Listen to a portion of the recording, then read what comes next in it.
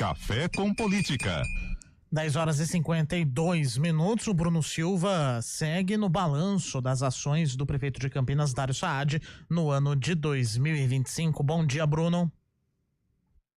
Olá, muito bom dia, Felipe Pereira, muito bom dia a todos os nossos queridos ouvintes aqui do CBN Campinas, pessoal que está tomando cafezinho aqui com a gente, seguindo de olho na política também.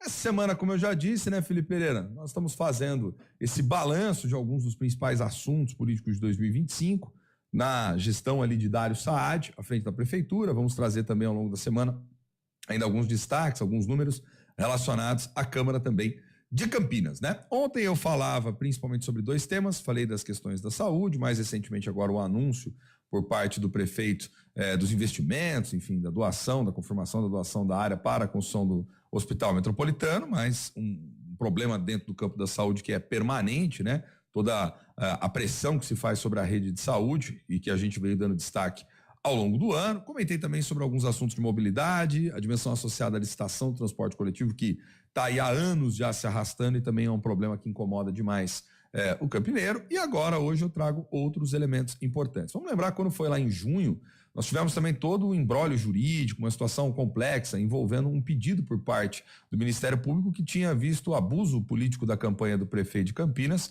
e pediu, na época, a cassação do seu mandato, né? Ao parecer foi emitido uma ação que havia sido movida pelo um dos principais rivais de Dário Saad, que é, né, na verdade, Rafael Zimbaldi, né, o Rafa Zimbaldi, e pela coligação Campinas, uma cidade para todos, que vinha acusando Dário, seu vice Vanderlei de Almeida, e outros aliados também, de cometerem abuso de poder político e econômico nas últimas eleições. A defesa de Dário afirmou que não houve nenhum tipo de irregularidade, a divulgação da sua atuação como prefeito nas redes sociais respeitou ali as regras eleitorais, e isso depois acabou, como se diz de maneira muito simples, né? Acabou não vingando, acabou não dando em nada, mas obviamente gerou uma repercussão grande, gerou ali dias de estresse, de dor de cabeça logo no meio de 2025. Um outro tema também que eu acho que é importante relembrar aqui, dar um destaque importante nesse nosso balanço, diz respeito à questão da demora nas entregas de muitas obras, né? E uma delas que a gente falou bastante,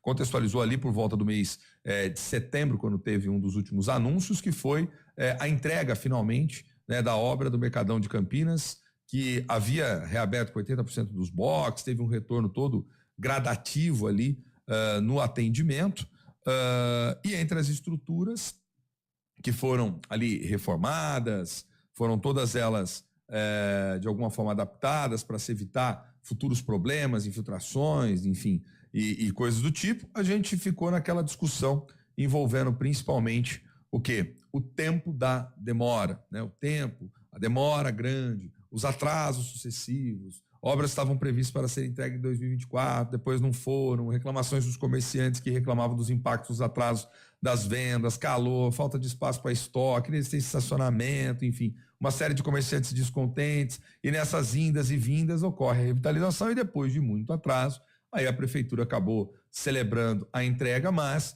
ficou um alerta aqui, que foi um alerta muito importante, sobre o quanto é preciso ficar de olho, pressionar o poder público para que as obras minimamente sejam entregues dentro dos prazos, para que os riscos sejam minimizados, e mais do que isso, né, Felipe, queridos ouvintes, para que a gente tenha sempre um comprometimento e um respeito absoluto em relação ao dinheiro público. Isso continua sendo ainda muito desafiador, e certamente no ano de 2026 nós vamos ficar de olho também e cobrando as autoridades, cobrando, né, os responsáveis para que isso não venha a acontecer, e as obras que já estão em andamento, a gente possa acompanhá-las também.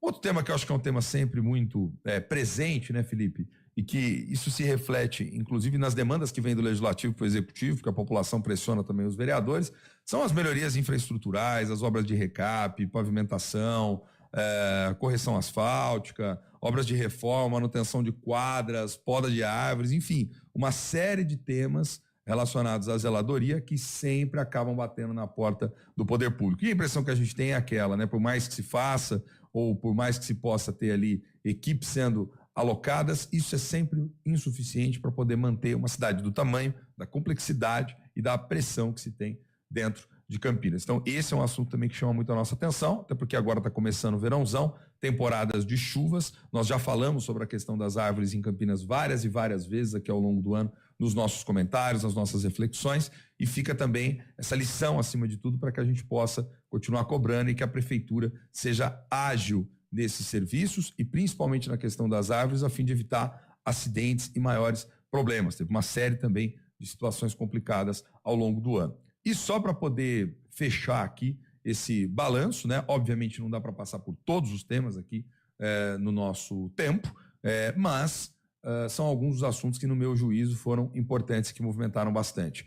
E ainda, para fechar, teve toda a polêmica, os debates envolvendo ali a criação do Polo de Inovação em Barão Geraldo, PIDS, né, que no final das contas, já ali no mês de outubro, nós tivemos a votação, 24 votos favoráveis, 5 contrários, uma abstenção na Câmara, no projeto que transforma ali a área de 17 milhões de metros quadrados em espaço de desenvolvimento tecnológico, pesquisa, inovação e sustentabilidade. Os moradores, principalmente de Barão Geraldo, muito céticos, muito críticos em relação a como isso vai se desenvolver, como vai se dar efetivamente essa área, esse polo, enfim, como que vai ser dividido esse solo, as zonas relacionadas às atividades econômicas, né, que são tidas como estratégicas de inovação, pesquisa, tecnologia, desenvolvimento econômico, aquelas que vão ser as zonas mais de centralidade, que é um misto de habitação, multifamiliar, comércio, serviço. Então há um debate, uma discussão muito grande, principalmente frente à preservação ambiental,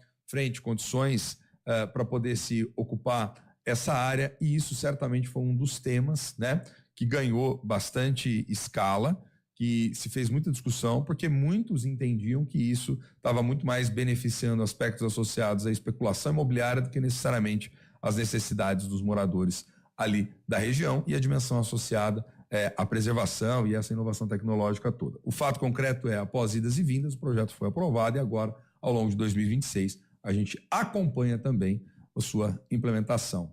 Tá certo? É isso, Felipe. Fico por aqui uma vez mais. Um grande abraço a você, um abraço a todos os nossos queridos ouvintes aqui do CBN Campinas. A gente volta ainda com outros temas, depois dando mais destaque agora também para a Câmara Municipal, que a gente sempre chama muita atenção aqui no nosso cafezinho com política. Abração e até lá.